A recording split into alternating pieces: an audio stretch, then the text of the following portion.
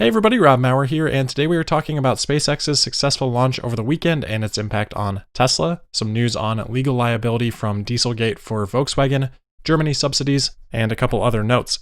Tesla stock on the day today with a really strong day, up 7.6% to $898.10. That compared to the NASDAQ up 0.7%. Alright, so first off, huge congratulations to SpaceX, to NASA, to Elon, to the whole team involved in the successful Crew Dragon Demo-2 mission over the weekend. Reminder, this is the first crewed US spaceflight launched in the US since 2011, and the first by a private company ever in history.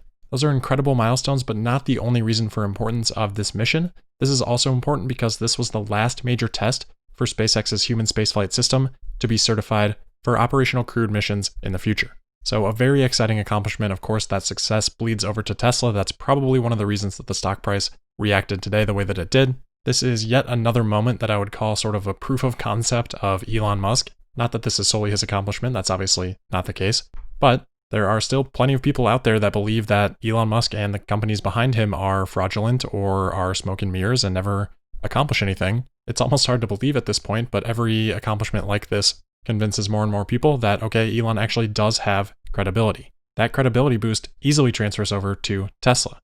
We also talked last week about the publicity impact. We saw a significant increase in search interest for Tesla around the time of launch on Wednesday, which was of course scrubbed. And unsurprisingly, this time around, with the launch actually occurring, we saw an even bigger spike. Right around 2 p.m. Central Time on Saturday, right before launch, we saw Tesla search interest spike to an index of 100 on Google Trends for the week in the United States. That moved the previous index of 100 on Wednesday down to about a 60, and the average for the week down to around a 25. So essentially, search interest for Tesla quadrupled right around the time of launch for SpaceX, and if we look at the search term Elon Musk, we saw an even more significant spike at that time.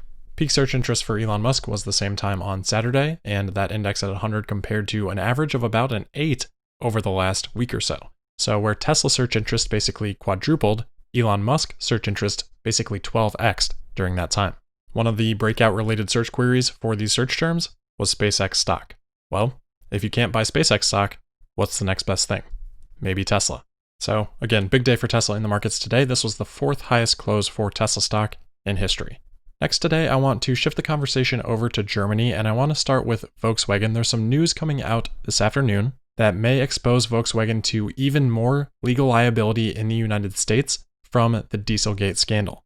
We already know that Volkswagen and the EPA reached a settlement agreement in the past, but 2 US counties have appealed that settlement agreement and today have won on important elements of that appeal in the 9th US Circuit Court of Appeals in Anchorage, Alaska. All right, so what are they appealing and what does that victory mean? We hear from law.justia.com today, which writes, quote, Volkswagen settled the Environmental Protection Agency's criminal and civil actions for over $20 billion, but failed to obtain a release of liability from state and local governments.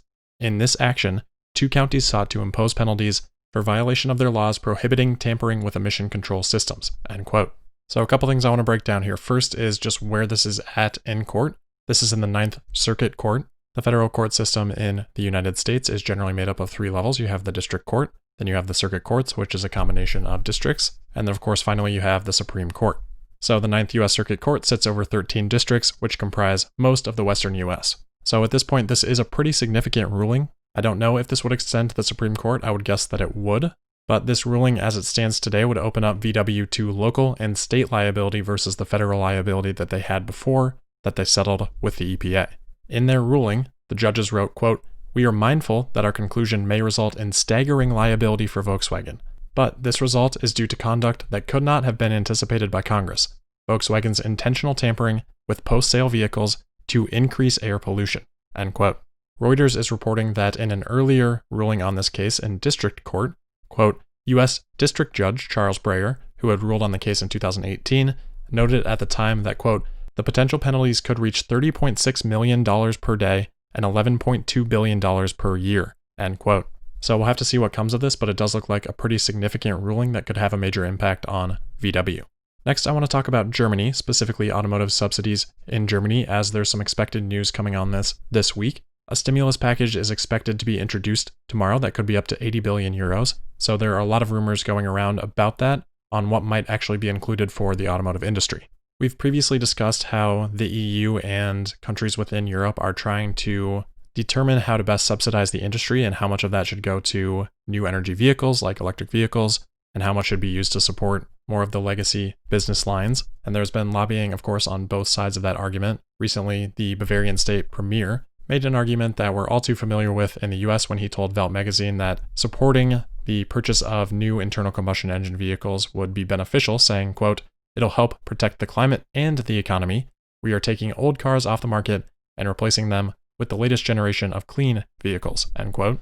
So Automotive News Europe is reporting that they have spoken with two people close to the matter in terms of what may be proposed in a possible stimulus package tomorrow. And those people have said that the proposal includes incentives for vehicles that cost less than 77,350 euros each, whether they are electric or conventionally powered vehicles, but that, quote, "The plans foresee a basic premium of 2,500 euros per car, which would be topped up by 500 euros for fuel-efficient vehicles.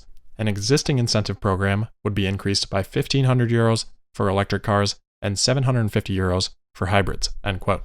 So we'll have to see how all the fine print and stuff of this shakes out. Again, this would just be a rumor of a proposal. But if my interpretation is correct, we could see the additional 500 euro top-up for fuel-efficient vehicles and the increased 1,500 euro incentive for electric vehicles, making a 2,000 euro additional spread between internal combustion engine vehicles and electric cars. And then they also say that there's a basic premium of 2,500 euros per car, so we could see an additional 4,500 euro incentive in total for a purchase of an electric vehicle from where things stand today.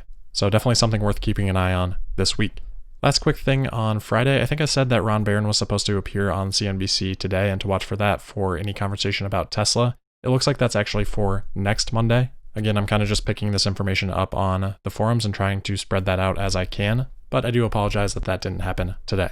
That'll wrap things up though. As always, thank you for listening. Don't forget to subscribe and sign up for notifications. Make sure you're following me on Twitter at Tesla Podcast, and I'll see you again tomorrow for the Tuesday, June 2nd episode of Tesla Daily. Thank you.